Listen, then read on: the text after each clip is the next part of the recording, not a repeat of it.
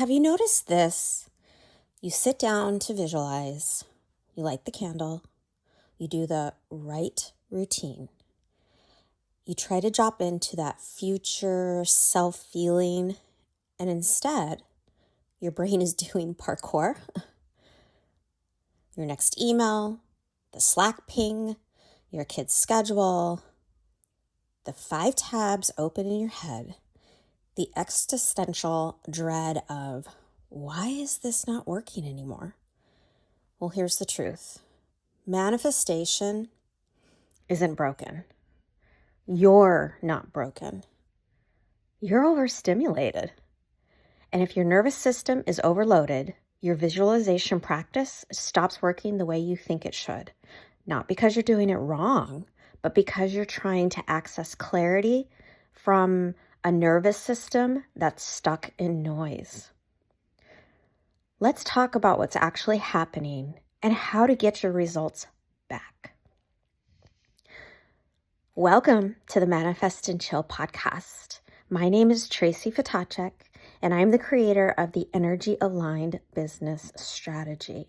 I work with high-achieving women, entrepreneurs, leaders, founders, and the ones who can build almost anything, except they can't seem to turn their mind off. And if you've ever thought, I know what I want, I'm doing the practices, why do I feel scattered and behind and weirdly disconnected from my own intuition? This episode is for you. And a quick note, this is education, not medical advice. If you're dealing with serious anxiety, burnout, or trauma symptoms, please get the support you deserve from a licensed professional. Now, let's get into it. A lot of manifestation advice assumes one big thing, that you can just think a thought, raise your vibe, and your nervous system will cooperate. But modern life is built to fragment your attention, and fragmented attention creates a specific problem, which causes you to lose signal. You can't hear your desire clearly when your brain is trained to scan for the next interruption. It's breaking your intuition. It's breaking your genius.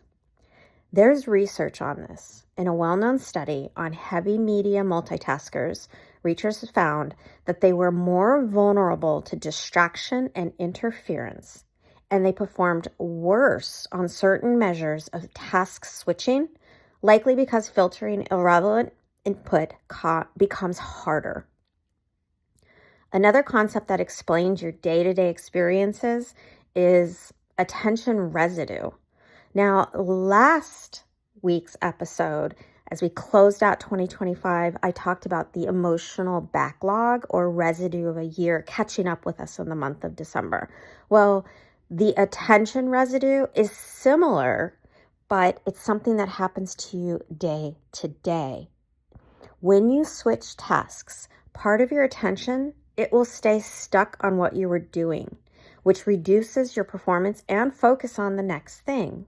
It's a key why I don't always recommend people multitask.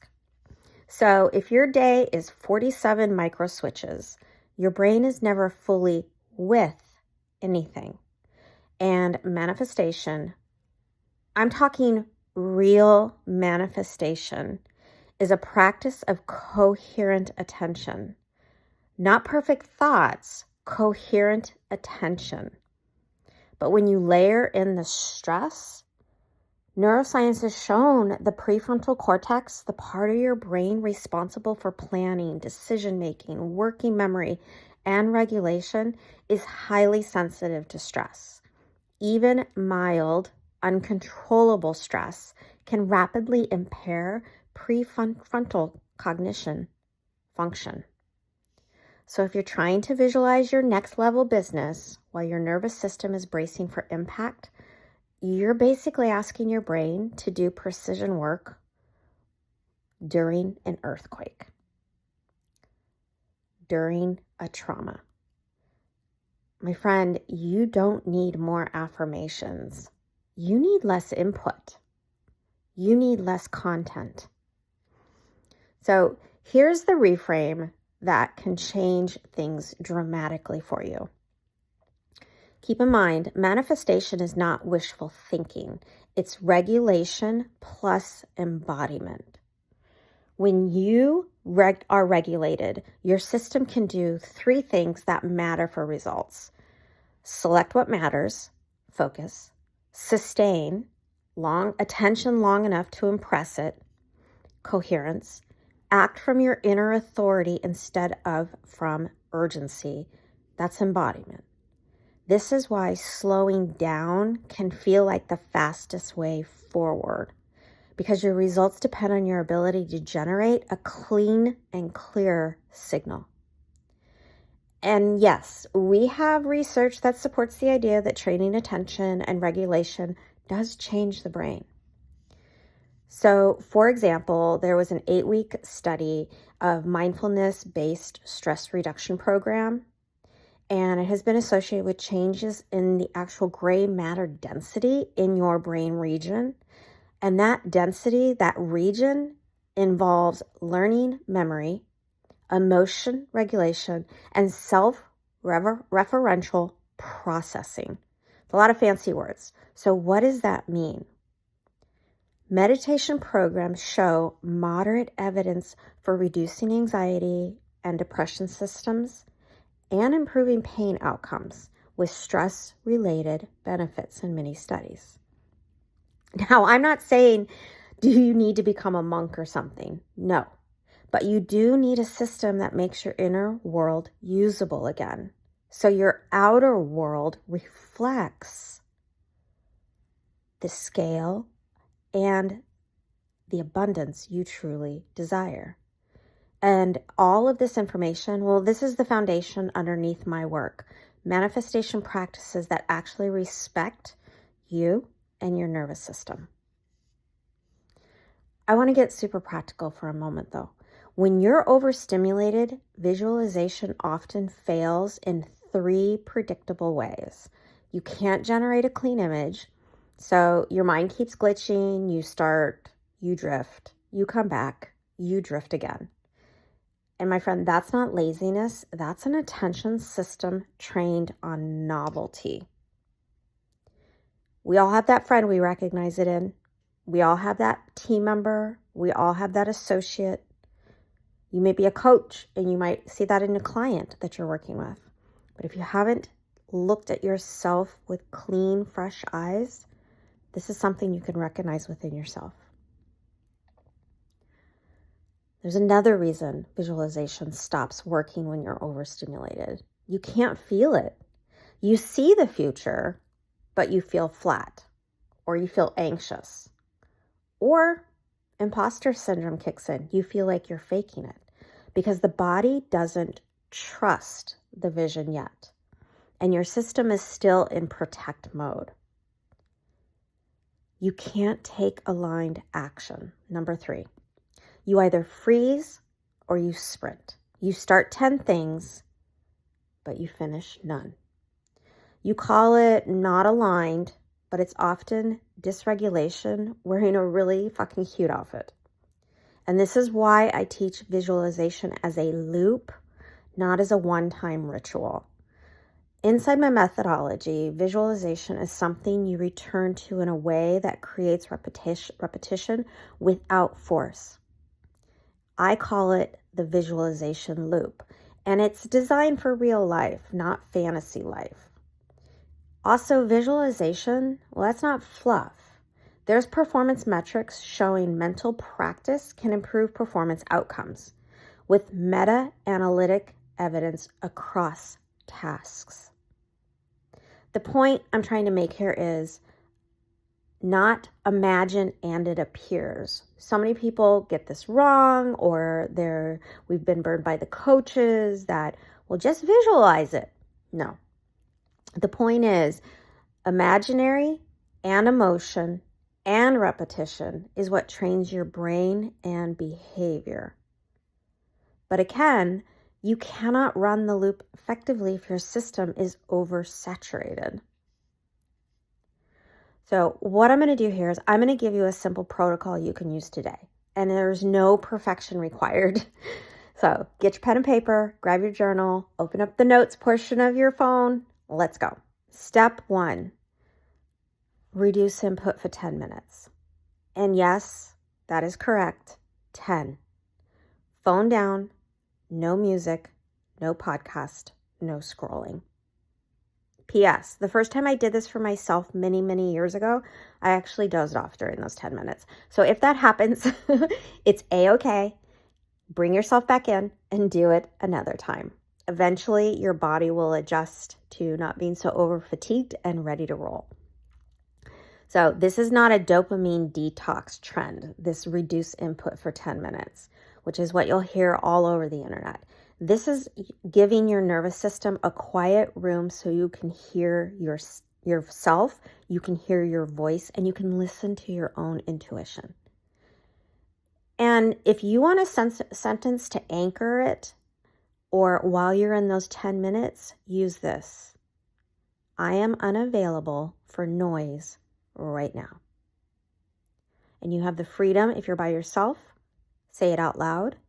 If you're with a group of people or you're in an office and you don't want to look like you're talking to yourself behind the door, then go ahead and say it, state it, and repeat it over and over again in your mind until that 10 minutes is completed.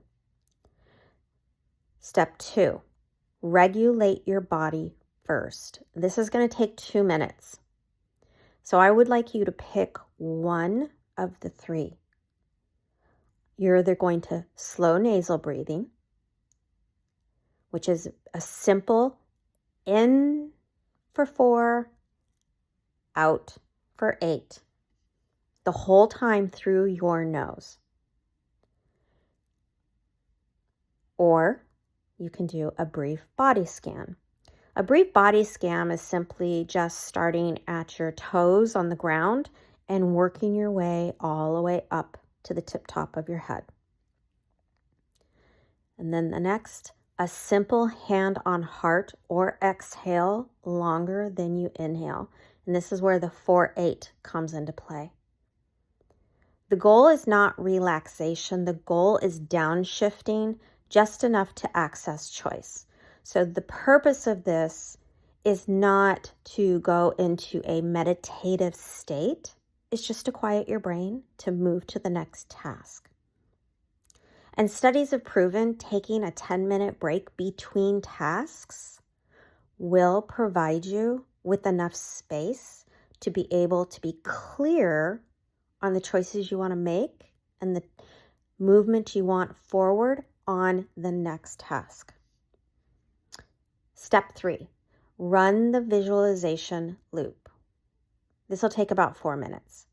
Do this like a CEO, not a desperate person. Okay?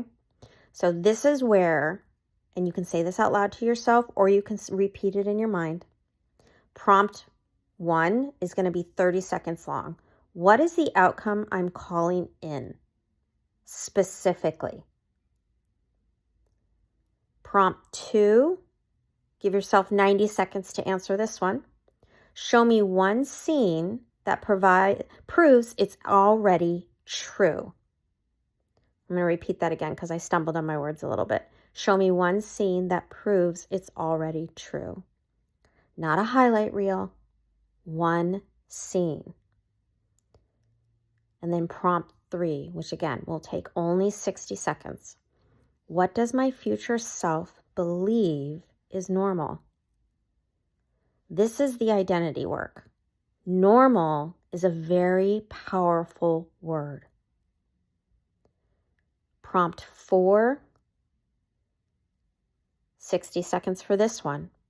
What is the smallest aligned action I can take today? Not the hardest, not the most impressive, the cleanest.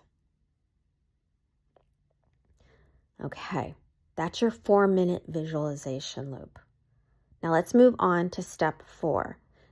Use the alignment state ladder to choose your next move, 2 minutes. And the alignment state ladder, if you've never heard it before, it's one of my trademark methods that I use in coaching my clients. In my programs, the energy aligned business strategy, as well as my one-to-one work. So using the alignment state ladder to choose your next move. So this is going to take 2 minutes out of that entire 10-minute process. This is where high achievers can change the game. If you are in overdrive, your action is reduced. So I want you to simplify and pick one priority. If you're in neutral, your action is commit.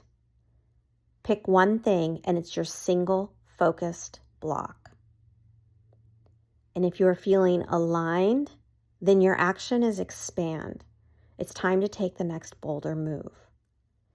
Most women will try to force aligned actions from an overdrive state.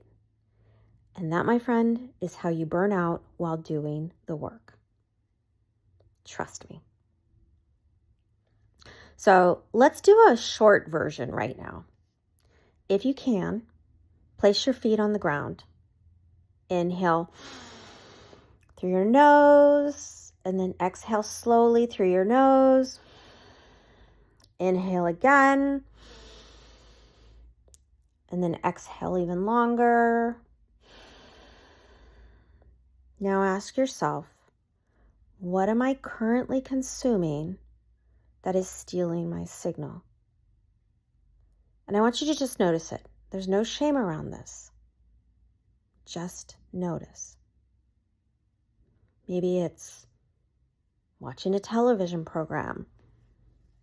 Maybe it's listening to a podcast that's not moving you forward, like a Dateline true crime situation.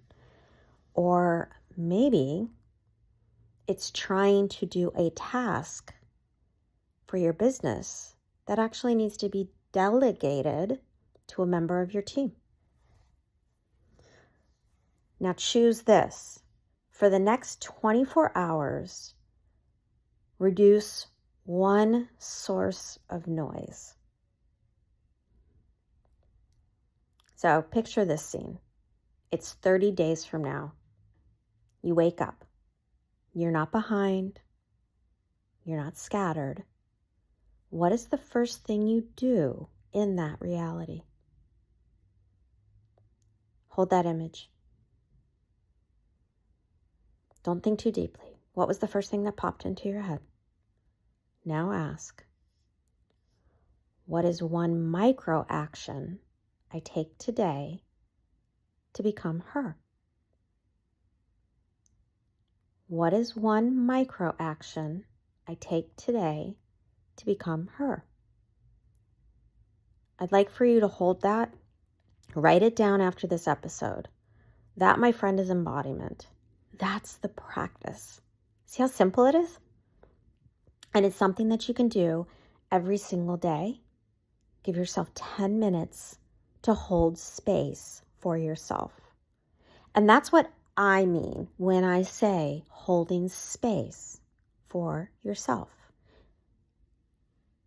Killing the hustle so you don't get burnt out, but still dreaming and achieving all of your ambitions. Simple, easy. I've got a couple options for you. If this episode hit you, here's what I want you to do next.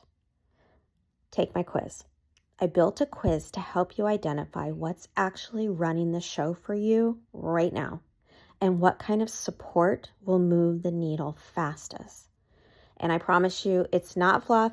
It's not a personality quiz. It's designed to create clarity fast. And it only takes 60 seconds. Link is in the show notes. Scroll down and check it out. Or option B.